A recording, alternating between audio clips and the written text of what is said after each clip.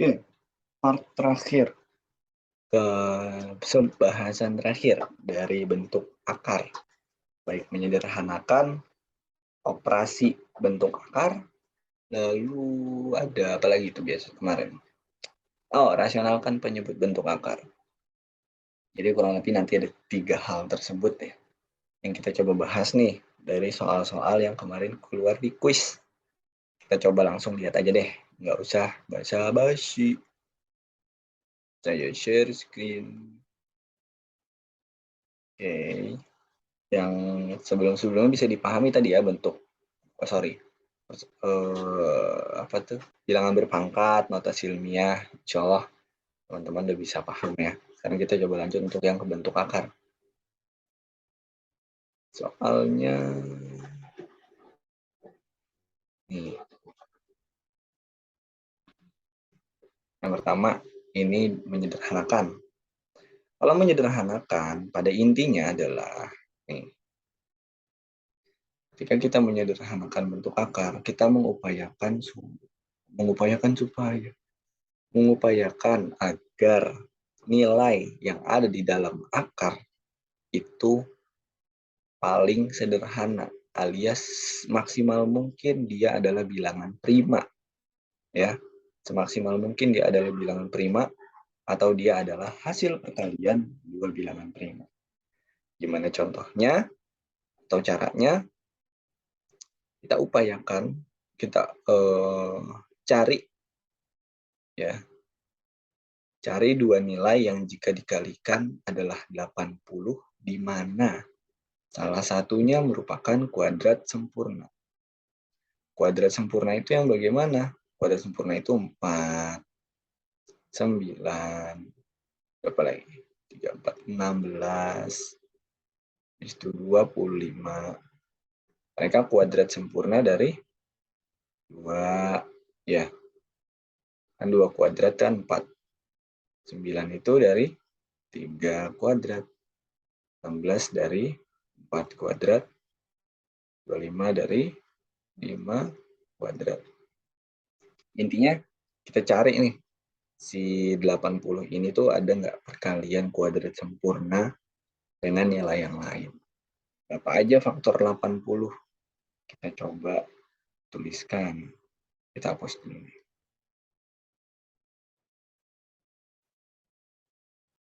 Oke. Kita coba tuliskan faktor 80. Aduh, kebanyakan. 80. 80 tuh berapa kali berapa? 180. Ya. 2, 40. 3 bisa? Enggak. Kalau 4, 20. 5 bisa? Kayaknya bisa deh. 5 tuh 16. Lagi 6? Bisa 6? 6 nggak bisa. 7? Nggak bisa. 8, 10. Dan seterusnya. Kalau seandainya memang masih ada. Masih ada nggak sih 80 tuh? Pak deh saya. Sepertinya ini ya udah. 1, 2, 4, 5, 8, 10, 16, 20. Oke. Nah, sekarang kita tinjau. Yang mana kuadrat sempurna? Yang mana yang kuadrat sempurna? 4. Mana lagi? 16. Ada lagi? Nggak ada ya. Nah, kita pilih yang kuadrat sempurnanya paling besar. Oke. Sehingga kita pilih yang ini. 5 dan juga 16. Sehingga akar 80, kita lanjutin sini ya. Akar 80 itu merupakan perkalian dari 16 dan 5. Nah, dengan sifat perkalian pada bentuk akar, ya, sifat perkalian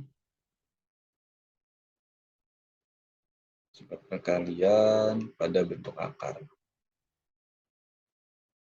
Bentuk akar. Di mana akar A, B itu sama dengan akar A kali akar B. Jadi kalau di dalam akar ada perkalian, bisa kita pecah tuh masing-masing ke dalam bentuk akar masing-masing. Sehingga di sini akar 16 kali akar 5 bisa kita pecah ya. Jadi akar 16 kali akar 5. Akar 16 berapa? 4. Ya. Akar 5 ya akar 5. Nah, ini bentuk paling sederhananya dari akar 80. Intinya gitu. Nah, kenapa tadi 16 itu jadi 4? Ya tentu aja karena 4 kuadrat kan 16. Atau kita bisa tinjau dengan bentuk umum atau kaitan antara bentuk kuadrat dengan bilangan berpangkat. Yang mana tuh? Yang ini. Di mana A pangkat M, jika kita akar pangkat N kan, ya nilainya akan sama dengan A pangkat M per N. Jadi pangkat yang di dalam per pangkat dari si nilai akar ini. Nah, kalau bentuknya seperti ini, itu artinya A, nah ini pangkat 1, tapi nggak dituliskan. Dan di sini ada pangkat 2, tapi tidak dituliskan. Jadi ini A pangkat setengah. Ya, jadi kalau di sini tidak ada, itu artinya pangkat 1. Kalau di sini tidak ada, artinya dia pangkat 2.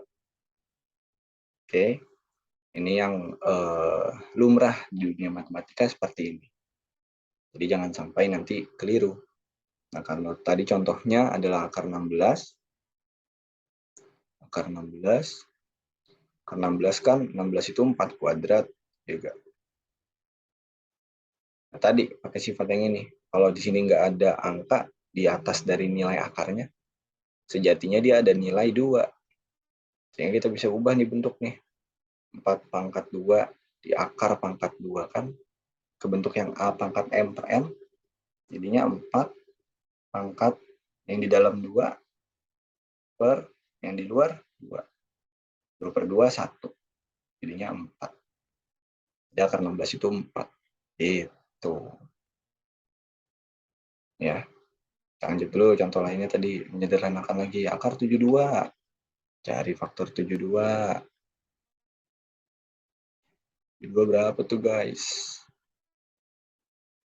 2, 36. Nah, kebetulan nih, ini udah langsung kuadrat sempurna dan tandemnya adalah bilangan prima yang paling sederhana, 2. Jadi kita udah otomatis ambil yang ini aja.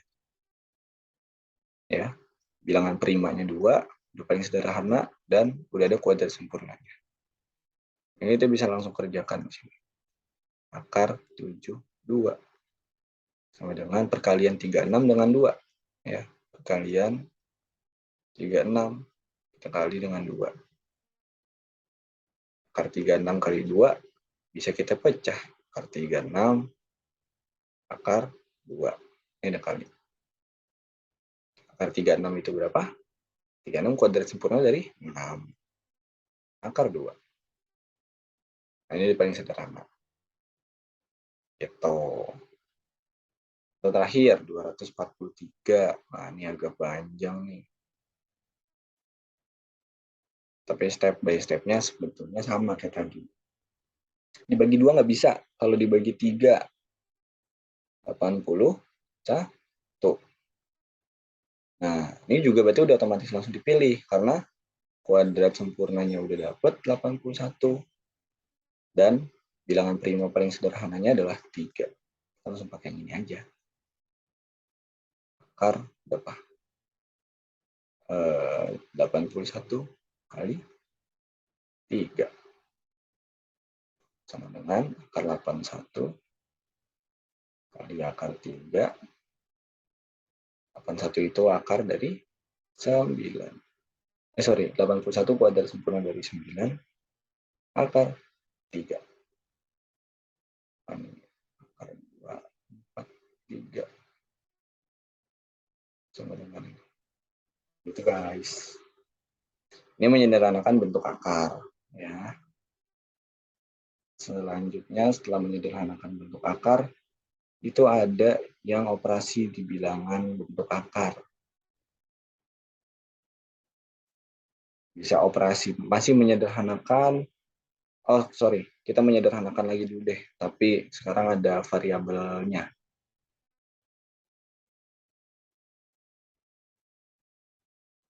Sekarang ada variabelnya nih, guys. Nah, ini. Perhatikan di sini, step by step-nya sama seperti tadi. Ya. Nah, kita lihat. Di dalam akar ada 2 Q kuadrat. 2 Q kuadrat itu kan artinya 2 dikalikan Q kuadrat. Ya. Akar pangkat 3 dari 2 dikalikan Q kuadrat. Nah, kita pakai sifat yang tadi tuh. Yang perkalian dalam bentuk akar. Jadi kita bisa pecah masing-masing. Ini jadi pangkat. Jadi 2 akar pangkat 3 kali yang Q pangkat 2 akar pangkat 3. Nah, jadi masing-masing gitu ya. Sehingga ini nilai yang di sebelah kiri, akar pangkat 3 dari 2 jadi 2 pangkat 1/3. Lalu yang Q-nya jadi berapa? Yang di dalam kurung, dan kurung 2 ya. 2 per yang di luar 3. 2 pangkat 1/3 kali Q pangkat 2/3. Gitu. Kalau yang bawahnya, sama kayak tadi ya, 8 P pangkat 6. Berarti 8-nya di akar pangkat 3 kan. Kita kali P pangkat 6. Nah, masing-masing dari kedua nilai tersebut kita akarkan masing-masing. Akar pangkat 3 dari 8 kali akar pangkat 3 dari P pangkat 6. Nah, perhatikan di sini bahwa nilai 8 itu merupakan perpangkatan 3 dari basis 2. Ya, kita coba ubah ke bentuk biasa dulu deh. Ubah ke bentuk bilangan berpangkat. 8 pangkat 1, ya kan? Akar pangkat 3. Jadinya 8 pangkat 1/3. Oke. Kali yang P-nya, P pangkat yang di dalamnya 6, yang di luarnya 3. Nah, ini bisa kita sederhanakan nggak? Yang sebelah kanan jelas bisa. P pangkat 6 dibagi 3, 2, P kuadrat. Nah, yang B, yang 8 nih. Kita perhatikan bahwa 8 itu ternyata merupakan perpangkatan 3 dari 2. Jadi 2 pangkat 3 itu 8. Nah, ini kita kali atau kita pangkatkan dengan tadi 1/3. Nah, 3 kita kali dengan 1/3. Jadinya berapa tuh? 3-nya kita kalikan dengan 1/3. 3-nya bisa kita coret. Set. Ya, kita sederhanakan. Jadi sisanya hanya 2. 2P kuadrat. Yang paling sederhana, gitu. Kalau yang nomor 3-nya, caranya sama kayak tadi. Jadinya 4, kita akar pangkatkan 4 sendiri. Yang A, pangkat 6, kita akar pangkat 4-kan sendiri. Yang B, kita akar pangkat 4-kan sendiri. Lanjut, 4, di akar pangkat 4. 4 pangkat 1/4. Yang A, 6/4. Ya, dalam per luar. Yang B, 4/4. Kita lanjut di bawahnya.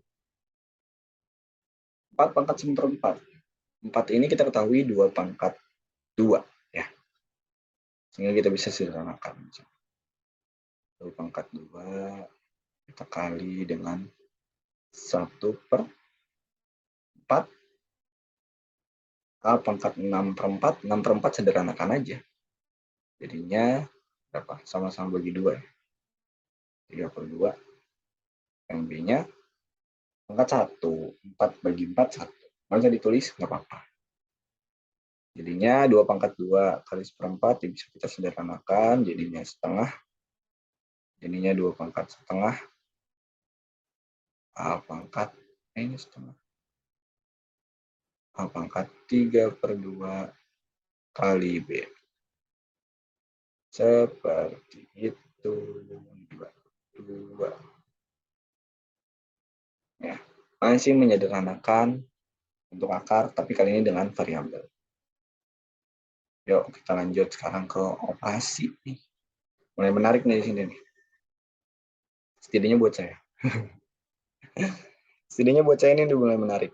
Kali ini operasi yang perkalian dulu. Oke. Operasi yang perkalian dan juga pembagian.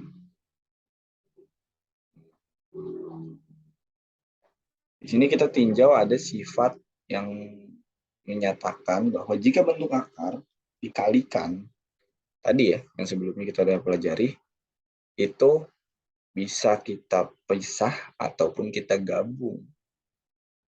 Yang saya maksud seperti apa sini?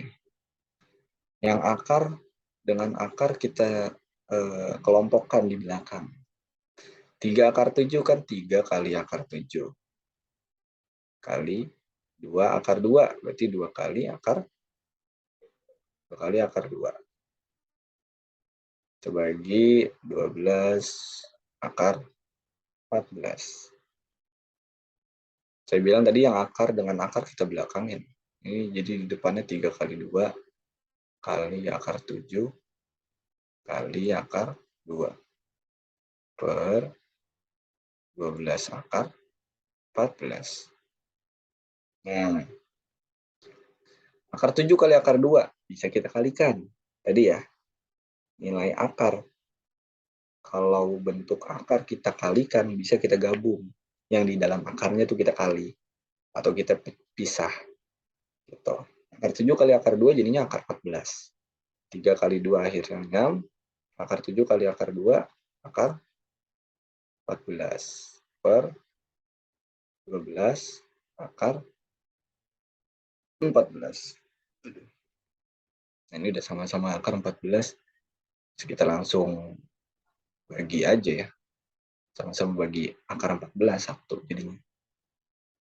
6 dengan 12. 1/2. Jadi sisanya adalah 1/2. Itu.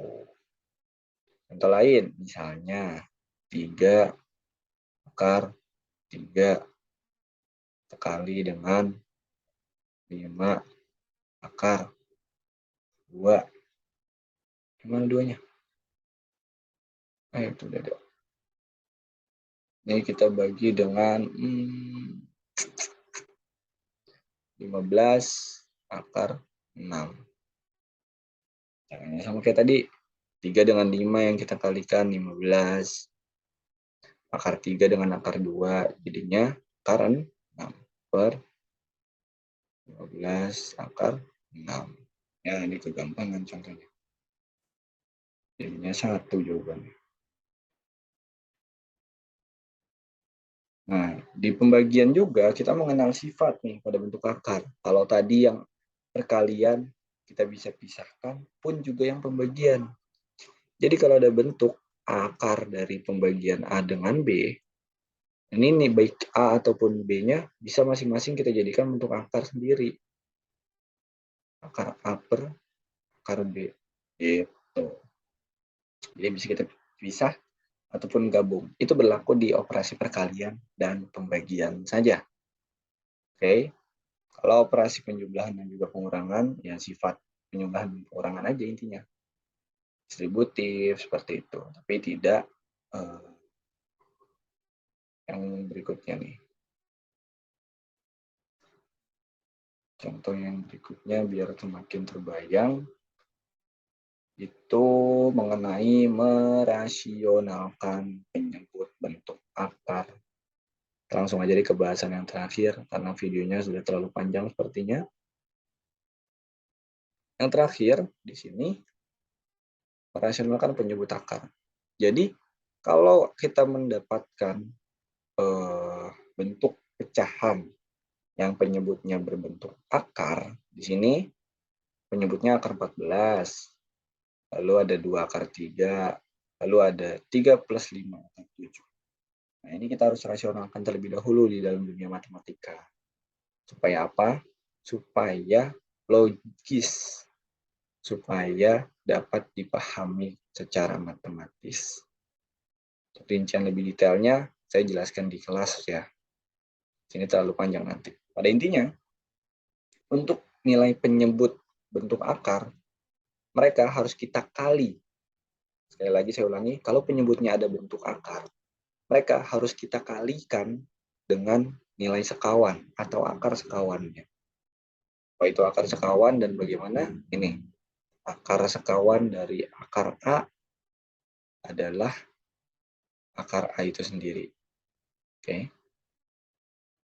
Kalau akar sekawan dari A ditambah akar B, itu lawan operasinya. Kan tadi penjumlahan, berarti sekarang pengurangan. Kalau keduanya akar yang dijumlahkan, akar A mana ini, ditambah akar B. Nilai sekawannya, tandanya juga sebaliknya. Jadinya akar A kurangin akar B. Gitu. Nih, perhatikan ini nilai akar sekawan ini. Miring. Nih, ini ada kode PowerPoint yang saya share. Nah, ini kita kalikan nih. Akar 14 berarti pakai yang mana? Yang ini. Jadinya 2 akar 2 per akar 14. Kita kali. Nah, baik pembilang atau penyebut, keduanya kita kalikan dengan akar sekawan. Akar sekawan dari penyebutnya ya akar 14 itu tadi. Karena dia akar sendirian. Oke. Tinggal langsung kita kali aja. 2 akar 2 kali akar 14, yang akar dengan akar bisa kita kalikan. Jadinya 2 akar 14 kali 2, 28. Per akar 14 kali akar 14. Berapa? 14. Ya, bingung nggak nih kira-kira? Dari mana dapatnya? Enggak ya? Karena 2 akar nih. Dimana akar pangkat 2 di sini kan nilainya setengah. Kita tinjau deh, coba kita tinjau. Akar 14 itu 14 pangkat setengah. Nggak bingung ya di sini ya. Karena kan di sini ada nilai 2 nih harusnya. Dan di sini ada nilai 1. Jadinya ini 14 pangkat setengah. Yang satunya lagi, kita kali 14 pun juga pangkat setengah. Nah, kalian basisnya sama. Pangkatnya tinggal dijumlahin. Setengah tambah setengah, 1. 14 pangkat 1. Gitu. Oke. Nah, 2 akar 28 per 14. Seperti biasa, kalau bentuk akar, usahakan yang paling sederhana. Gitu ya. Ini bisa kita sederhanakan. Pakai sederhanakan 2 dengan 14. Mana nih spidol? 2 dengan 14. 14 dibagi 2 berapa? 7. Nah, akar 28 bisa disederhanakan enggak? Bisa. Itu akar 4 kali 7 per 7. Tadi 7 yang tadi ini. Akar 4-nya 2, akar 7 per 7. Ini bentuk paling sederhananya. Oke. Pelan-pelan aja. 2 lagi, yuk. Bisa yuk. Lihat lagi yuk. Ini dia. Nah, tadi akar sekawannya gimana berarti sekarang? 2 akar 3 nih penyebutnya. Karena sendirian ya. Berarti ya akar 3 aja. Kok 2? 3. 3 per 2 akar 3. Kita kali akar sekawannya akar 3 per akar 3. 2 akar 3 kali akar 3. Akar 3 kali akar 3 jadinya 3 tadi ya, sama kayak tadi. Jadinya per 2 kali 3. Di sini 3 akar 3. 3 bisa kita sederhanakan. Nah, operasi perkalian boleh. Sisanya adalah setengah akar 3 atau akar 3 per 2 juga. Tergantung nanti opsi jawabannya yang mana. Tuh ya. Terakhir, merasionalkan yang kali ini penyebutnya ada di operasi penjumlahan. Berarti akar sekawannya adalah tadi lawan operasinya, yaitu pengurangan. Penyebutnya 3 ditambah 5 diakarkan 7. 1 per. Nah, kita kali. Akar sekawannya berarti 3, yang tadinya plus jadi min. 5 akar 7 per sama 3 min 5 akar 7. Tuh, kita kalikan. Nah, untuk bentuk yang seperti ini, catatannya. Untuk bentuk yang seperti ini, kita mengenal sifat perkalian antara penjumlahan dan juga pengurangan. Jadi di sini ada penjumlahan, di sini ada pengurangan, dan keduanya itu kita kalikan. Di sini. Kita mengenal sifat yang seperti ini, di mana A ditambah B,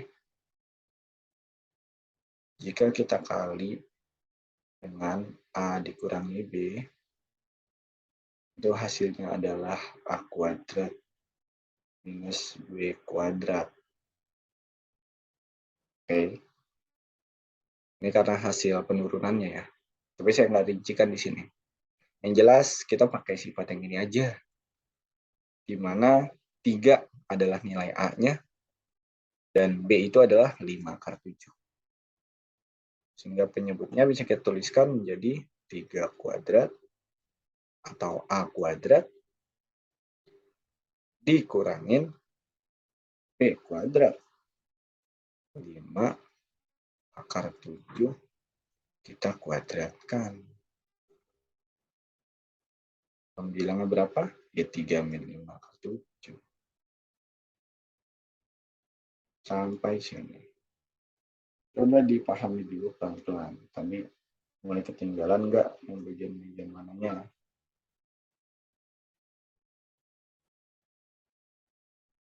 Oke, sorry. Nah, coba lanjut ya. Bagian ini. Penyebutnya dulu. 3 kuadrat kan 9. 5 akar 7 dikuadratkan. Dapat tuh. 5 akar 7 kan tadi ya. 5 kali akar 7. Berarti 5-nya dikuadratkan, akar 7-nya dikuadratkan. Sifat yang tadi tuh. Yang bilangan berpangkat perkalian. Ya. Bilangan berpangkat dari perkalian. Ya. Jadi 5-nya dikuadratkan, 5 dikuadratkan, dikali berapa tadi? Akar 7 dikuadratkan. Akar 7 kuadratkan. Atasnya masih yang tadi. 5 akar 7. Nah, berapa nih penyebutnya? 9 kurang 5 akar 7 dikuadratkan. 5 kuadrat 25, 7 kuadrat 7. Oke. 25 dikali 7. Berapa tuh? Saya lupa lagi. 25 kali 7. 5 kali 7, 35. 2 kali 7, 14. 175. Per 3 min 5 akar 7. Oh, udah. Lantas setelah itu si penyebutnya kita sederhanakan. 9 dikurangin 175. Bisa ya. Penyebutnya jadi minus. Dapat tuh 9 kurang 175. 170 kurang 4. 166. Sini jadi minus 166.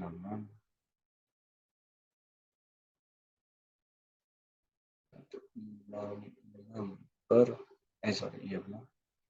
3 min 5 akar 7. Ya, minusnya pindah ke depan juga nggak apa-apa.